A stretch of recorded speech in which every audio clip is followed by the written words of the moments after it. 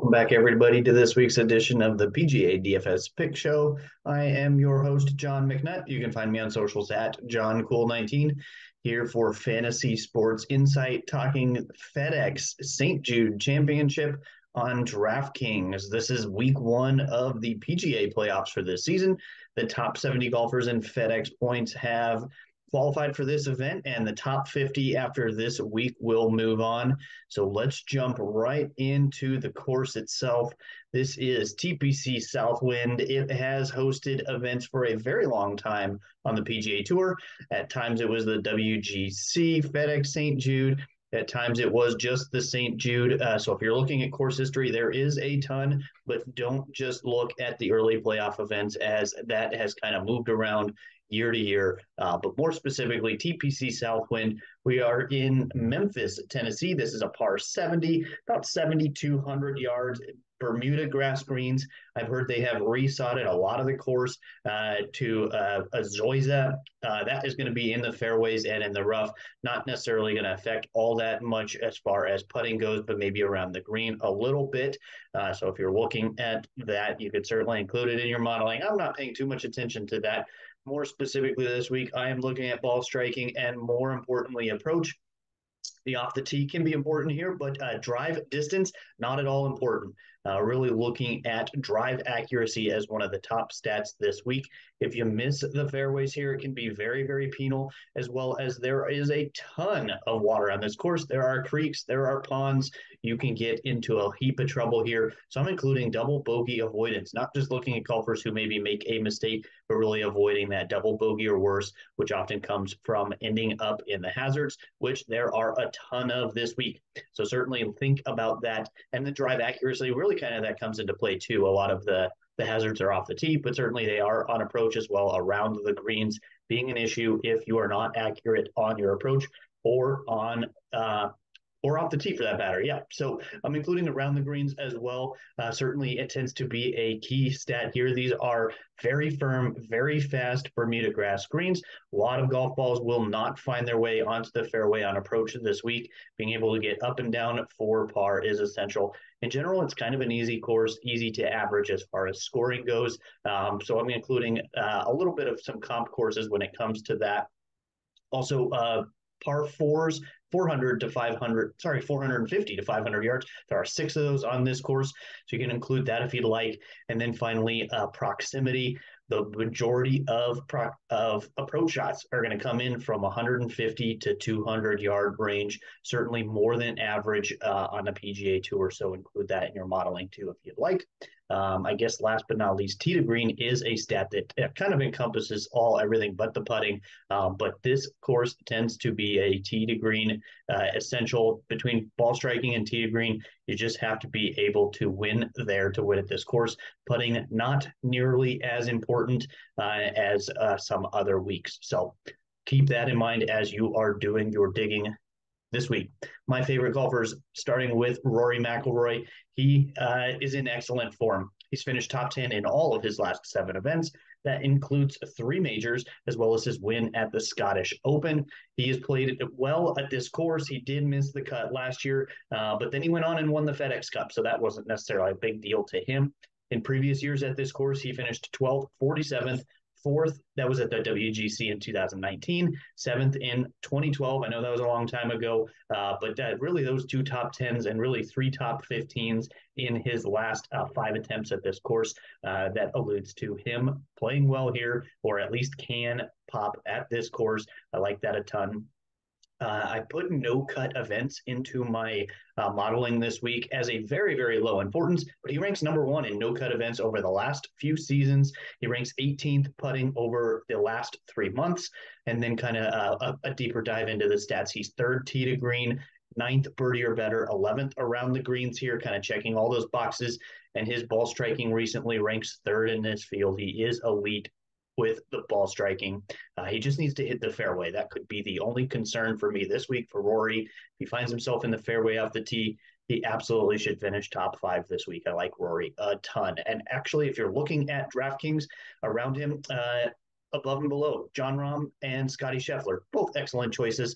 Nothing against them, but they're coming in higher ownership, at least on the projected ownership side from Fantasy National right now. I'll take Rory over both of those guys if those two are higher in the projected ownership. Give me the under-owned Rory all day long.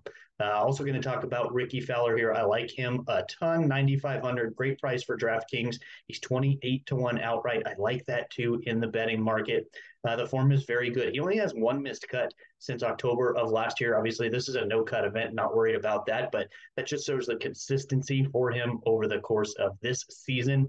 He won at the Rocket Mortgage in July. He has 8 top 10s on the season, and he has played here 4 times. 2 of those were top 15 finishes. So again, I do like the course history for Ricky, just like I did Rory. He ranks above average in basically all the categories I'm looking at. He does pop in a couple. He's 5th on recent approach, 13th ball striking. He's about average on fairways gained, but he comes in number 2 around the greens and 4th tee to green. I think he is absolutely worth a look in your cash lineups to start your cash lineups at 9,500. And if you're going to play him in GPPs, just know he will be very popular this week. So make yourself a bit different elsewhere, especially with this smaller field. You got to get a little bit different with your lineups. Don't play all of the chalk. That would be a bad choice, but I think Ricky is worth the chalk, at least at this time.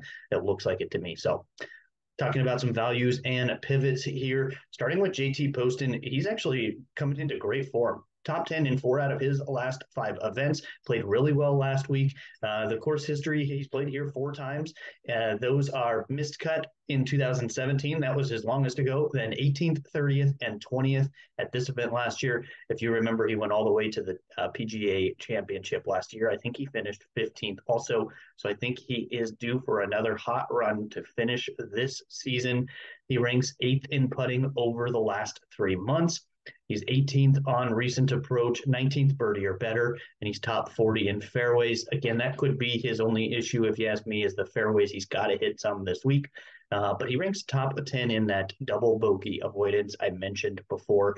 He is just going to avoid the big numbers and make a lot of putts. And I think that gives JT Poston an excellent chance, especially at 7,300, worth every look in your cash lineups and certainly in JPPs. Also, one more name to mention. He is not on this slide, but Nick Taylor. He's 6,200 on DraftKings. I think that is about $300 or $400 too cheap. Even at 6,600, he's a great look. He is at 200-1 outright to win. I don't think Nick Taylor is winning this week, but he's a great iron player. He's accurate with the driver, avoids those big numbers, and he makes a ton of birdies. Rates out really well on comp courses also. Give Nick Taylor a look as a super cheap option to fill your lineup this week. Some pivot plays. These guys are under-owned as far as in the Fantasy National projected ownership. I'm talking first Max Homa. He's 8,800. I show him at about 9% ownership on Fantasy National. That's like half of what you're going to get for Wyndham Clark or Colin Morikawa. Both great golfers, but really at half the ownership, are they going to win 2 out of 3 times over Max Homa? I don't really know that they will. He's got bad course history. That's, I think, the biggest knock on him. But he's really good with his irons, accurate driver. I should say about average accuracy in this field. But he's excellent around the greens. That's what he's kind of known for, is that short game. So Max Homa, give him a look as a cheaper kind of leverage option for you. And then diving down a little deeper, Denny McCarthy, myself, and everybody else was all over Denny last week, and he burned absolutely everybody. He had a terrible day 1, couldn't battle back quite enough on day 2. So Denny McCarthy at 7,500 is going under-owned this week, maybe about 9.5% right now on Fantasy National's projected ownership. That's a significant chunk less than Corey Connors, Lucas Glover, and Benny On. Are those guys all better than Denny McCarthy? I don't know that they are. Maybe Corey Connors most weeks, but Denny is an excellent golfer. Typically, he is very consistent, although he's missed his last 2 cuts. But burning everybody last week will bring that ownership down. He has elite short game, elite putting, and he's actually very accurate off the tee too. So if he can just get his approach game under control, I think he's got an excellent chance this week. Some good course history too for Denny McCarthy. So give him a look. 7,500. I like him a lot.